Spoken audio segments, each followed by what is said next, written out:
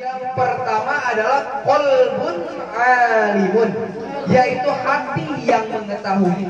Mengetahui apa? Mengetahui bahwa apa yang kita punya, apa yang kita dapat, dan apa yang kita kejar itu datangnya dari Allah. Yang kedua yaitu wabadanun sabir, badan yang sabar, punya raga yang sabar, diri yang sabar. Terus yang ketiga, yang terakhir yaitu waqanaatun, dan mempunyai sifat yang qanaah. Kalau Allahnya nggak Rahman dan Rahim, Allah misalkan kita butuh matanya satu gak bisa lihat karena apa? Gak sholat asar tadi misalkan satu kali sholat misalkan. Maghrib kagak sholat lagi, dicabut tuh mata yang punya lagi, kagak ada banyak. Isa kagak sholat lagi, telinganya misalkan dicabut. Tubuhnya kagak sholat lagi, telinganya satunya lagi dicabut sama Allah tidak maha Rahman dan Rahim. Tetapi Allah tidak seperti itu.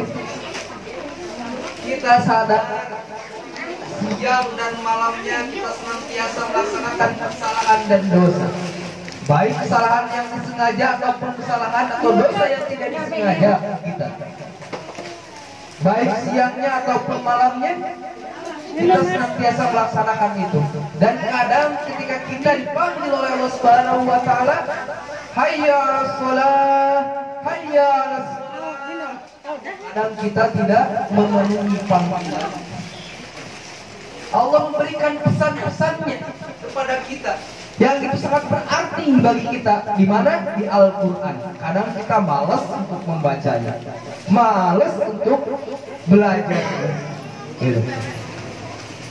Yang mana pesan-pesan dari Allah itu semua permasalahan dalam kehidupan kita sehari-hari itu semuanya sudah tercakup di dalam Al-Quran kalau kita mau membacanya. Kita punya masalah ini, buka Al-Quran. Kita punya atau dihadapkan dengan ujian ini, bagaimana kita melewatinya, buka Al-Quran, buka hadis, semuanya sudah lengkap. Namun kelemahan umat Islam saat ini yaitu lebih mengedepankan kepentingan dunia, menyampingkan kepentingan akhirat. Padahal kalau misalkan kita mengejar kepentingan dunia dibarengi dengan mengejar dengan kepentingan akhirat, ya, artinya apa? Kita kerja dibarengi dengan ilmunya, kita kerja dengan dibarengi ibadahnya. Tentunya itu adalah suatu kesempurnaan dalam kehidupan. Bahkan bukan hanya sampai kehidupan, itu akan menjadi kesempurnaan dalam akhirat. Orang yang mengejar dunia tanpa agama, orang yang mengejar dunia tanpa beribadah, orang yang mengejar dunia tanpa bertawakal kepada Allah, yakin dunia yang dia dapatkan meskipun banyak kelihatannya itu cuma sampai di dunia saja. Takut nggak ada pertanyaan, saya mah sholat 5 waktu tidak henti-hentinya, gitu. Beribadah siang malam tidak ada henti-hentinya, ngaji iya, baca Al-Quran iya, tapi kenapa kehidupan saya miskin terus di sana?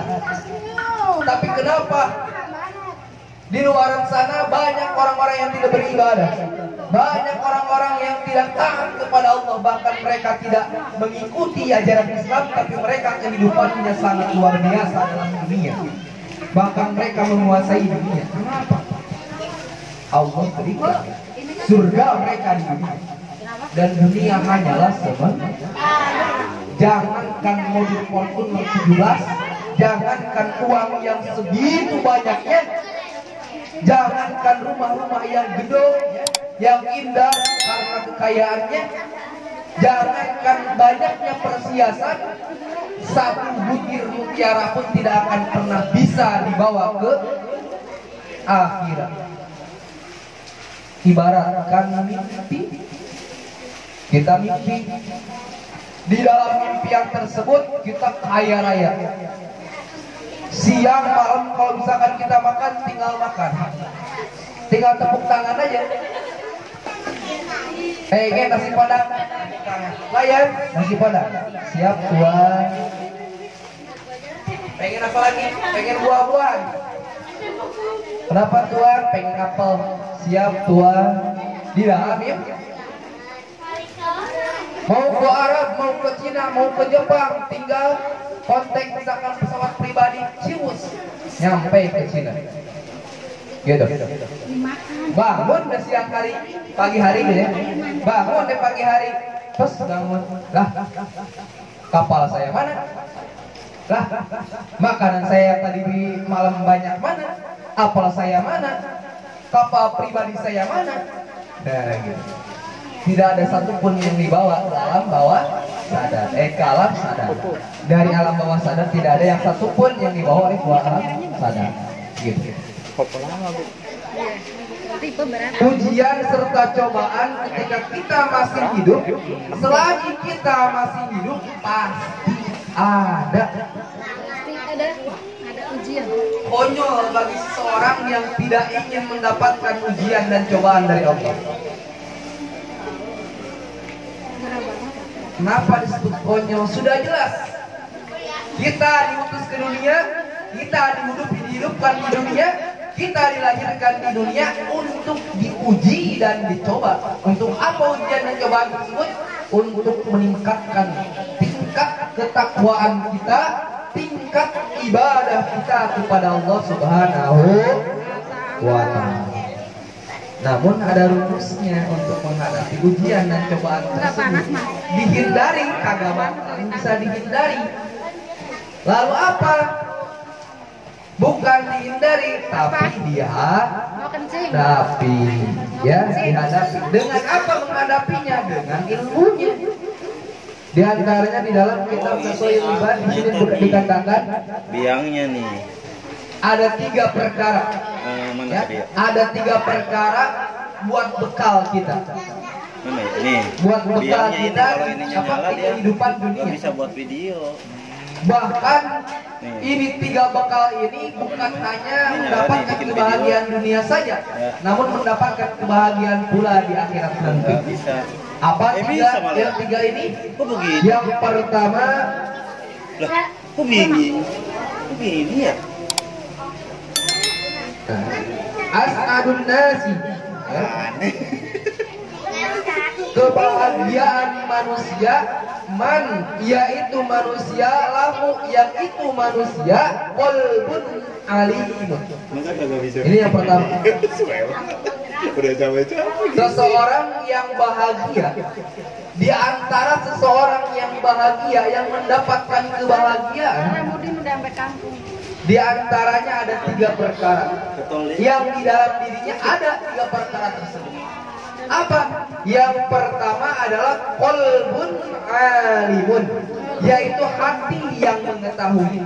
Mengetahui apa? Mengetahui bahwa apa yang kita punya, apa yang kita dapat, dan apa yang kita kejar itu datangnya dari Allah. Yakin. Kalau misalkan kita tidak bergantung kepada Allah, kita kerja misalkan untuk mencukupi kehidupan kita, tapi kita tidak dibarengi dengan ketawakalan kepada Allah, yakin hasil kerja agak bakalan cukup untuk kehidupan kita sehari-hari. Gak bakalan. Ya. Toh misalkan gaji sebulan misalkan 3 juta atau 5 juta. Kalau misalkan ditek-tek bengek, dihitung-hitung diri, ya, per harinya, per siang, per malamnya, baik itu anak misalkan ataupun keluarga, kemana-mana misalkan ya, untuk pengeluaran itu yakin kalau dihitung kagak bakalan cukup lebih daripada gaji.